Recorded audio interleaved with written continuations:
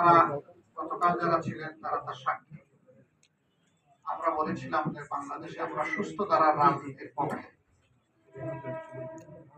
এবং আমরা চাচ্ছি ইতিবাচক ধারার রাজনীতি করতে। আর আমরা এও বলেছিলাম যে আমাদের বেশ কিছু পর্যবেক্ষণ আছে, আপত্তির জায়গা আছে, সেটাও আগামীকাল আপনাদের সামনে আমরা তুলে ধরব।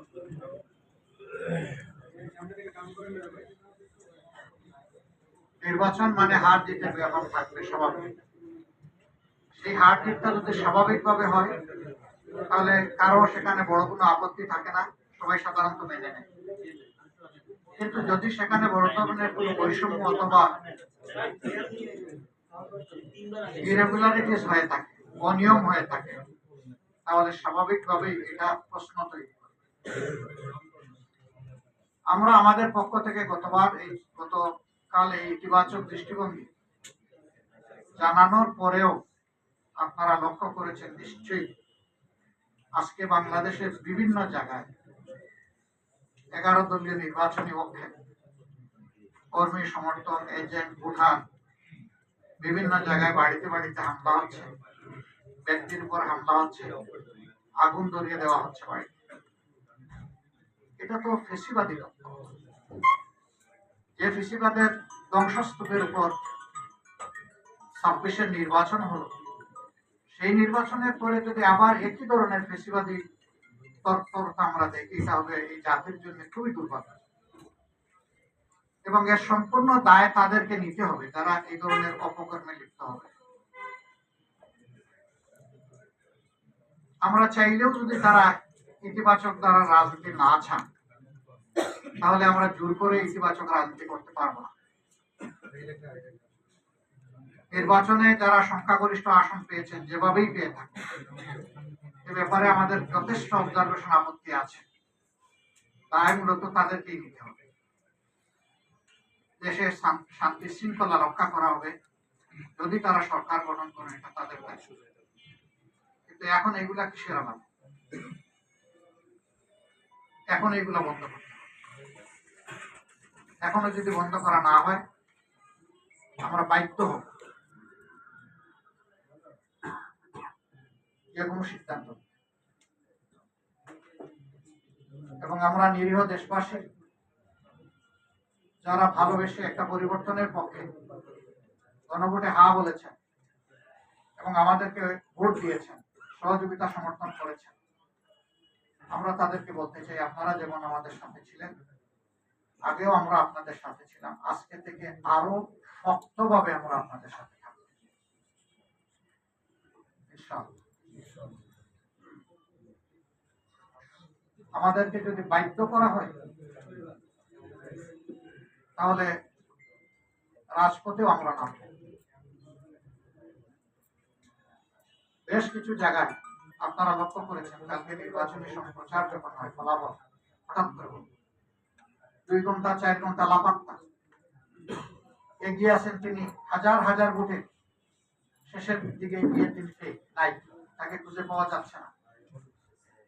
আবার হয়তোবা অল্প কিছু ভোটে কষ্ট মষ্ট করে তাকে ছাড় দিয়ে নির্বাচিত ঘোষণা করা হয়েছে, এটা অবাস্তব।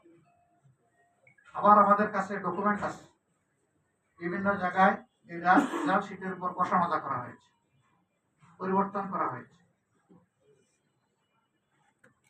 কিছু কিছু আসনে দ্বৈত নীতি অবলম্বন করা হয়েছে। নাসিরউদ্দিন পাটোয়ারির আসনের ব্যাপার আপনারা সবাই জানেন, এটা আমাকে বড় করে আর বলতে হবে। সেখানে কি হয়েছে? সেন্টার দখল করে একজন নেতার আপনজনের নেতৃত্বে সেখানে যা হয়েছে, তার সাক্ষী দেশবাসী, বিশ্ববাসী, আপনারা, আমরা জেনেছি আপনাদের কারণ। বাংলাদেশ খেলাফত মজলিসের আমির আল্লামা মামুনুল হক সাহেব নাসিরউদ্দিন পাটোয়ারির ওখানে যে কারণে অন্য একজন প্রার্থীর পক্ষে ব্যালট অ্যাকসেপ্ট করা হয়েছে, ঠিক একই কারণ বিদ্যমান থাকা সত্ত্বেও মৌলানা মামুনুল হক সাহেবের পক্ষে এটা অ্যাকসেপ্ট করা হয়নি। এক দেশে কি 2 আইন চলবে? নির্বাচন কমিশন কি এক এক জায়গায় এক একটা আইনের প্রয়োগ করবে একই বিষয়ে? এটা এখন বিশাল প্রশ্নের ব্যাপার। আমাদের সেক্রেটারি জেনারেল সহ বেশ কিছু আসনে এই ধরনের ব্যাপার আছে। স্ব আসনে যাদের উপরে এই অন্যায় আচরণ হয়েছে, যাদের অধিকার জোর করে কেড়ে নেওয়া হয়েছে, আমাদের সিদ্ধান্ত তারা প্রতিকার চাইবে। সুনির্দিষ্ট সময়ের ভিতরে যদি আমরা প্রতিকার পাই তাহলে এক কথা, কিন্তু যদি না পাই তাহলে এখানেও আমরা বাধ্য হব আমাদের পদ্ধতি। আমরা আশা করব নির্বাচন কমিশন শুভ বুদ্ধির উদয় হবে এবং তারা ন্যায় ইনসাফ করবেন। না করলে দায় তাদেরকে নিতে হবে। আমরা এখনো বলবো, দেশকে আমরা ভালোবাসি, ভালোবাসার জায়গা থেকে আমরা দেশের শান্তি শৃঙ্খলা এবং দেশের পক্ষ চাই। আমাদের স্লোগানই ছিল ঐক্যবদ্ধ বাংলাদেশ। ঐক্যবদ্ধ বাংলাদেশে থাকতে হলে পরস্পরকে সম্মান করেই থাকতে হবে। এখানে কেউ রাজা নয় আর বাকিরা প্রজা নয়, এখানে কেউ মালিক নয়, বাকিরা তাদের অধীনস্থ নয়। এখানে সকলেই বাংলাদেশের সংবিধানের অধীনে সমান অধিকার তারা ভোগ করবে। অতীতে ফ্যাসিবাদের বিরুদ্ধে আমাদের লড়াই হয়েছে, আমরা আশা করেছিলাম যে এই কালো অধ্যায়ের অবসান হোক, কিন্তু যদি আবার এটা ফিরে আসে আমরা লড়ে যাব, আমরা থাকবো না। এখানে কোনো ছাড় দেব না। দেশের জনগণের, ফ্যাসিবাদ আমাদের বিরুদ্ধে না, ফ্যাসিবাদ দেশবাসীর বিরুদ্ধে। ফ্যাসিবাদের অধীনে কখনো একটা ডেমোক্রেসি, একটা গণতন্ত্রের বিকাশ করে না। সারা বিশ্ব থেকে এখানে পর্যবেক্ষকরা এসেছিলেন, তারা সময় দিয়েছেন, ঘুরেছেন, দেখেছেন, তারা তাদের অবজারভেশন তুলে ধরবেন। আমরা আমাদের নিজস্ব অবজারভেশনে জাতির সামনে পুঙ্খানুপুঙ্খ হবে তুলে ধরবেন। আপনারাই জানবেন, আপনারাই জানাবেন। সম্মানিত বন্ধুগণ, আমরা চাই দেশে পুরানো ধারা সেই কালো অধ্যায়ের রাজনীতি আর না, নতুন ধারা সুস্থ রাজনীতি চালু, এবং এখানে সবাইকে দায়িত্বশীল আচরণ করতে হবে। দায়িত্ব জ্ঞানহীন কোন আচরণ আপনি দেখতেও চায় না, সহ্যও করবেন। আমাদের তরুণ সমাজ যারা বুকের রক্ত দিয়ে, জীবন দিয়ে আমাদের উপরে আমানত রেখেছে, আমরা কথা দিচ্ছি, আমরা নির্বাচনের আগে যা বলেছি তা বাস্তবায়ন না হওয়া পর্যন্ত আমাদের লড়াই অব্যাহত থাকবে।